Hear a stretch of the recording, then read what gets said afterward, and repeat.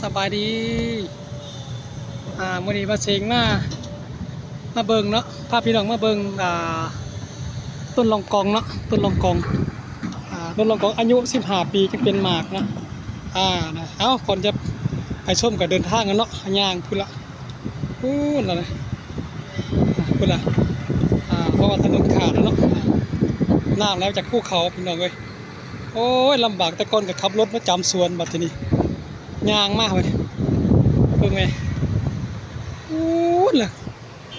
คนจีนก็จะเอาขุดแห่เนาะขุดแห่นะให้กับเป็นแห่ได้นะ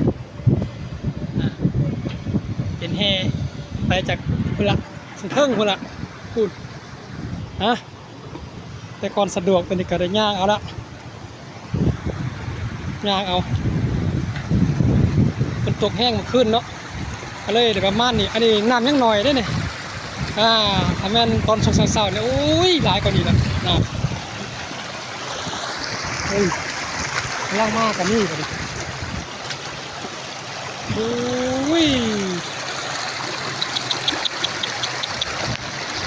คือมาแห้งเลยปะทีนี้ตา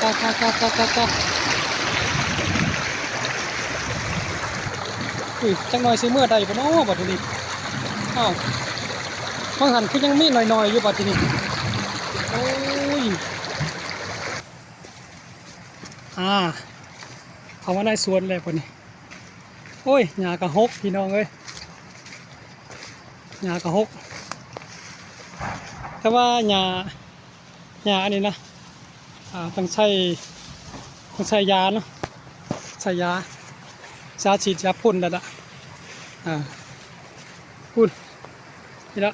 สูงดำละพี่น้องเอ้ย14-15 ปีนี่ละไอ้เบิ่งน้ำกันทำเป็นหลายปันใดนี่ไปเที่ยวปลูกธรรมชาติพอเซงซื้อมาแต่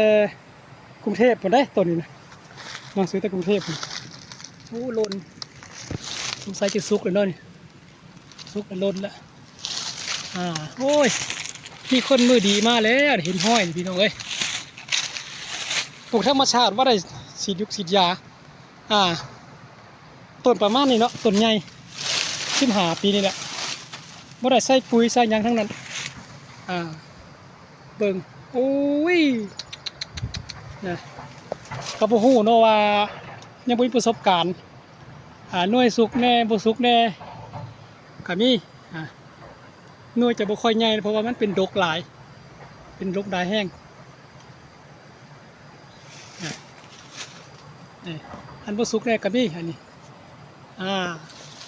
เพราะว่าซิมแล้วยังสมเนาะยังสมอยู่เดี๋ยวพาไปน้องขึ้นนะขึ้นมาประมาณนึงให้เบิ่งซะก่อนบุ้ยหน่วยบ่ค่อยใหญ่นะแต่ว่าดกหลายเบิ่งให้พี่น้องเบิ่งนะพูดนะพี่น้องเอ้ยเดี๋ยวขึ้นอีกก่อนเด้อเนี่ยเหลืองหมดเลยเนาะเหลืองหมดแล้วอุ้ยบุ้ยดกแห้ง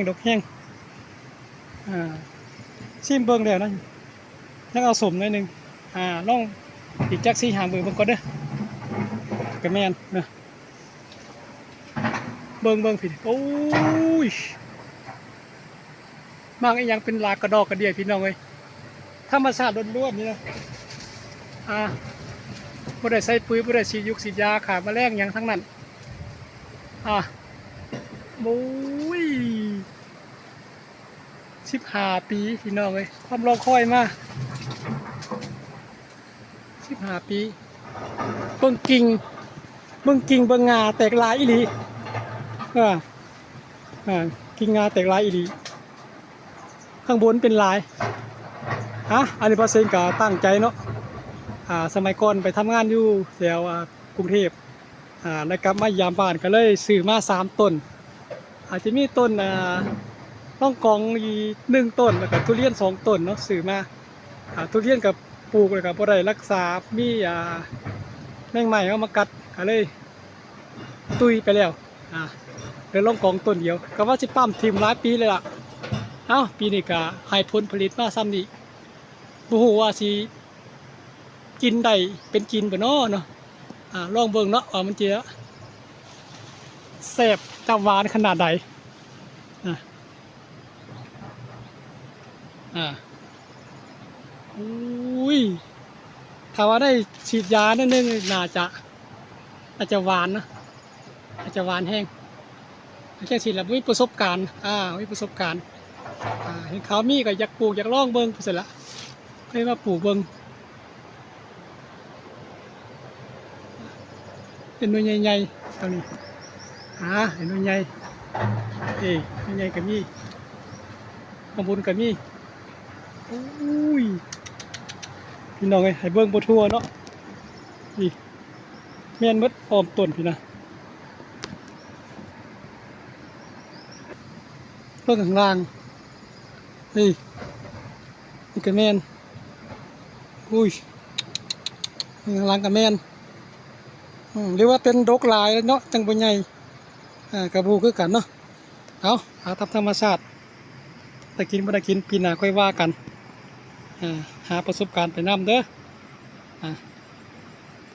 เอาคลิปนี้เอาซ้ำนี้ก่อนเนาะพอเสียงมาให้พี่น้องเบิ่งมาล่องกองปลูกธรรมชาติเป็นแบบนี้เองครับบ่ใหญ่ปานใดเนาะ